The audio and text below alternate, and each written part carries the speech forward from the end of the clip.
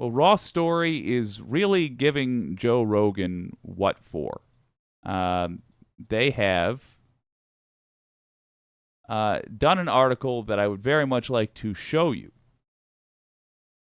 And it's regarding maybe actually holding this guy to account, maybe actually understanding that at his level of wealth, at his level of fame, the world can't give him as many passes as it does.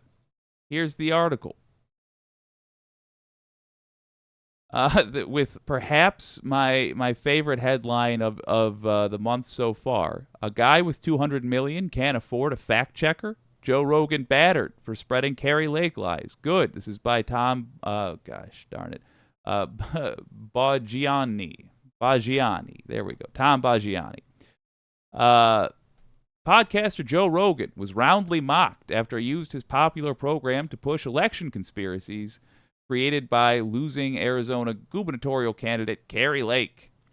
In his column for the Arizona Republic, E.G. Montini called out Rogan, who is known for going down absurd conspiracy rabbit holes of buying into fledgling Republican Carrie Lake's claims that the 2022 election was stolen from her, despite numerous court rulings that her complaints are meritless. All right, this part is particularly galling. Brace yourselves. Last week, he told his listeners, all that Carrie Lake stuff in Arizona they tried to dismiss, it doesn't look like that's invalid. It looks like there's a real fraud there.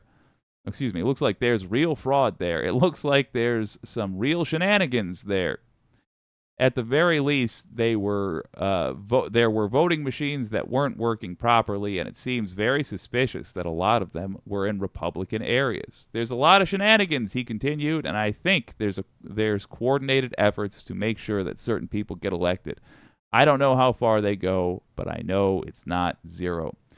According to columnist Montini, Rogan should take a tiny portion of his millions and invest in a fact checker, or at the very least, learn how to use Google. Joe Rogan has a history of stuff like this, he began before adding.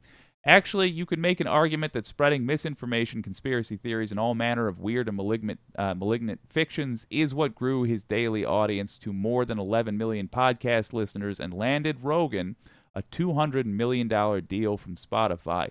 Continuing in that vein, he added, it would have been so easy to tell the truth about Carrie Lake's BS assertions about the election in Arizona. As he explained, with just a few clicks, Rogan and his producers could have educated themselves on Lake's extensive history of losing court challenges before going down the election fraud road. Yeah, let me expand on that.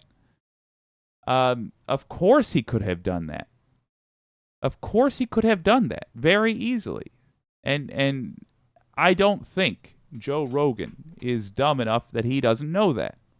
I don't think Joe Rogan has any genuine questions, any suspicions about fraud in Arizona, or he would have looked into it for just 5 minutes before he told his audience of millions. We have an FCC in the United States of America. I don't know what they do. You can't. I've heard, for example, Sam Cedar talk about how Spotify needs to be held to account. Okay, sure. Maybe Spotify is the one that needs to be held to account. But I suspect that what's going to happen is that Spotify will just crack down on subjects you can talk about, not what you can say about them. Or, case in point, I'm fine with people talking about cancer treatments or MS treatments. Let's go with MS. That's less of a stereotype. But the thing of it is, if you go if you go in front of a microphone on whatever platform and you say that MS can be treated by drinking bleach, that you should not be allowed to say, because it's a lie, and if you don't know it's a lie, you ought to know it's a lie.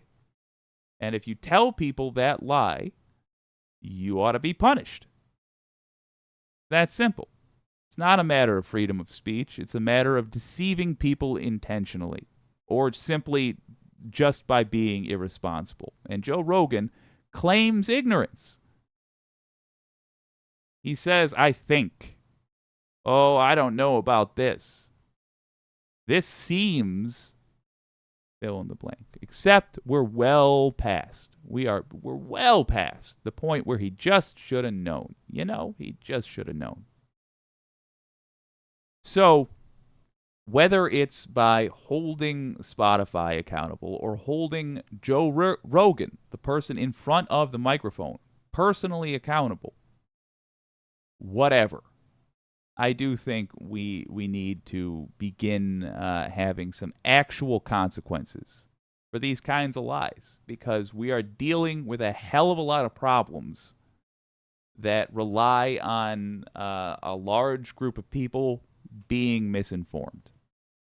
We can't have people watching the Joe Rogan podcast and then thinking they know how the world works, because they just don't. This should apply to Joe Rogan. This should apply to Fox News. This should apply to, or really, whatever branch of Fox has that Jesse Waters jackass on it.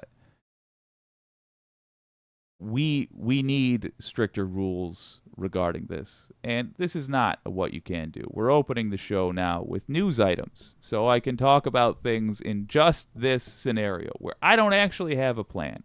I'm trying to come up with one, but if you guys have a suggestion, by all means, let me know. This is what I'm looking at these days, though. This and a certain town in the South, which locked its mayor out of out of the mayor's office because he's black, like it's the 1920s. There are things we do have to deal with that I, of course, don't immediately have a plan with. But if you guys have a suggestion, by all means, write me an email. Let's talk about it.